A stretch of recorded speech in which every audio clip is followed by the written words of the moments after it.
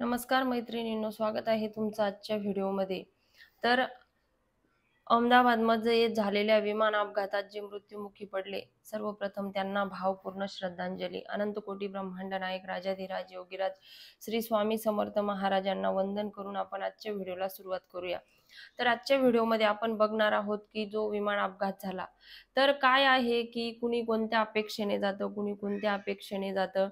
आता कुणाच्या अपेक्षा की कुणी पहिल्यांदाच विमान प्रवास करत असेल की वरतून जग किती सुंदर दिसतंय, आपण पहिल्यांदाच विमान प्रवास करतोय, त्यांच्या मनामध्ये किती आनंद असेल। अशा अनेक गोष्टी आहेत की ज्या आनंदाच्या भरामध्ये माणूस विमान प्रवास करत असतो। अनेकांची स्वप्न असतात की विमानातून प्रवास करायचा, त्यासाठी खूप धडपड करत असतात। असेच खूप सारे लोक होते त्या विमानामध्ये की ज्यांनी आपले प्राण गमावले। त्यामध्ये त्यामध्ये विजय रुपाणी जे होते, माजी मंत्री जे होते, त्यांचाही मृत्यू झाला। त्यांनी त्यांच्या आयुष्यामध्ये 1206 हा नंबर त्यांना लकी होता, त्यांच्या कारचाही नंबर तोच होता आणि प्रत्येक वेळेस काहीही अंकशास्त्रानुसार जर करायचं असेल तर ते हाच लकी नंबर वापरत होते, म्हणजे हा शुभ अंक वापरत होते। परंतु बघा, योगायोग असा आहे की त्यांचा मृत्यू याच दिवशी झाला, म्हणजे हा नंबर जो आहे तो त्यांच्यासाठी अशुभ ठरला आहे।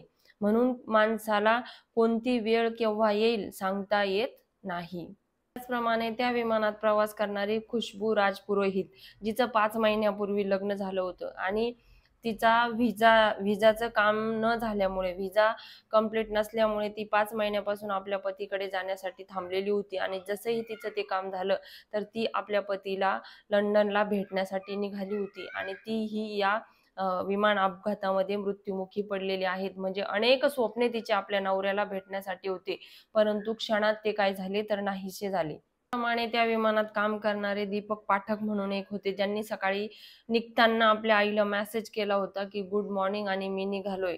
पण त्या आईला काय माहिती होतं की आपल्या मुलाचा हा शेवटचा आवाज आहे आणि शेवटचा कॉल आहे की जो आपण पुन्हा कधीही ऐकू शकणार नाहीत। म्हणून आयुष्यामध्ये कोणता कॉल, कोणता शब्द शेवटचा ठरेल हेही सांगता येत। अजून खूप सारे त्या विमानामध्ये काम करणारे कर्मचारी होते, एक डॉक्टर फॅमिलीही होती, जी आपल्या मुलांसह, म्हणजे पूर्ण जी फॅमिली, त्यांचे 2 मुलं, 1 मुलगी आणि दोघं नवरा बायको, यांचाही त्यामध्ये करुण अंत झाला आहे।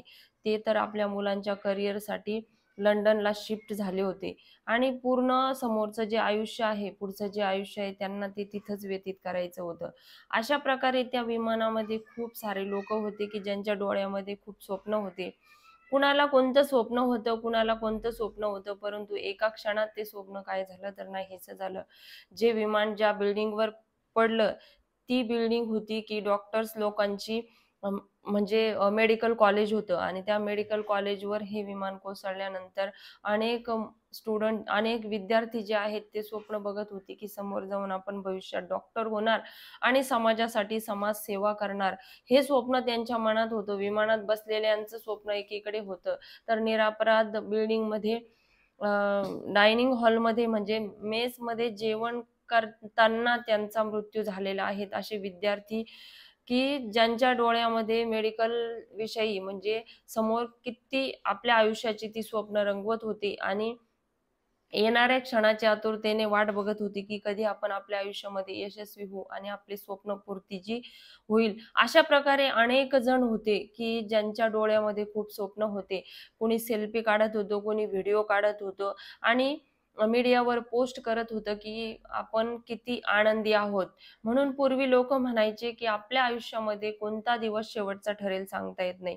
पूर्वीचे जे लोक होते ते म्हणायचे की उद्याचा दिवस आपल्यासाठी येणार की नाही याची शंका आहे, परंतु आजकाल अशा घटना घडत आहेत की येणारा क्षणही जो आहे तो, आपण जो क्षण आपण जगतो आहोत तो आपल्याकडे आहे, परंतु येणारा जो क्षण आहे, येणारा जो सेकंद आहे तो आपला आहे की नाही माहित नाही। कारण प्रत्येक सेकंदाला, प्रत्येक क्षणाला, प्रत्येक तासाला, प्रत्येक दिवसाला जर आपण आपला शेवटचा आहे असं म्हणून जर जगलं तर आयुष्य निश्चितच सुखकारक, समाधानकारक आणि आनंदी राहील। यातून मला इतकंच सांगायचं आहे की या विमान अपघातामध्ये खूप लोकांचे प्राण गेले, खूप लोकांनी आपले स्वप्न गमावली, खूप लोकांनी आपले नातेवाईक गमावले, कुणी आपला मुलगा गमावला, कुणी आपली बायको गमावली, कुणी आपले पूर्ण, काही लोकांचे तर पूर्ण परिवारच नाहीसा झाला. तर प्रत्येकाने प्रत्येकाविषयी एक स्वप्न रंगवलं होतं आणि उद्यासाठी, आपल्या भविष्यासाठी आपण काहीतरी तडजोड करून ठेवतो, की भविष्यात मला असं करायचं आहे. अशी अनेक स्वप्ने घेऊन ती लोकं त्या विमानात बसली होती. ही गोष्ट विमानातल्या लोकांची तर आहेच, ती आज आपल्या समोर घडली आहे आणि अत्यंत दुर्दैवी घटना ही आहे. त्यासाठी कितीही श्रद्धांजली आपण अर्पण केली तर कमीच आहे. कारण ती जी गेलेली लोकं आहेत, त्यांची स्वप्न, त्यांची आशा, निराशा त्यांच्या सोबत गेली. कारण प्रत्येक जण आपापली अपेक्षा घेऊन जगत असतो. खूप मेहनत करत असतो.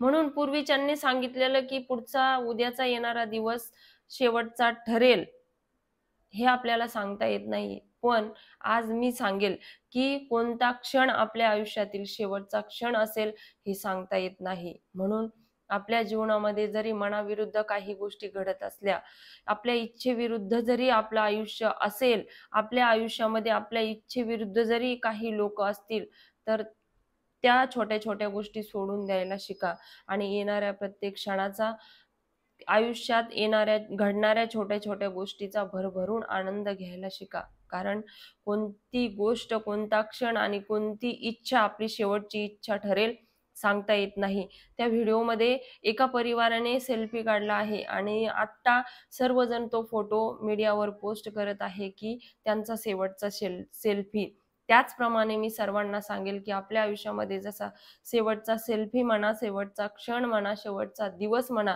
कोणता येईल सांगता येत नाहीत. म्हणून नसलेल्या गोष्टीचा पश्चाताप करायचा नाही आणि करूही नका. जे आपल्याकडे आहे त्यातच आयुष्य भरभरून जगा, आनंदाने जगा आणि इतरांनाही आपल्याकडून आनंदी ठेवण्याचा प्रयत्न करा. कारण आपल्या आयुष्यातील कोणता क्षण शेवटचा ठरेल हे आपल्याला सांगता येत नाही. सांगता येत नाही. तर आजच्या व्हिडिओमध्ये बस इतकंच. हा व्हिडिओ मला खूप भावूक वाटला म्हणून आजचा व्हिडिओ मी घेऊन आले.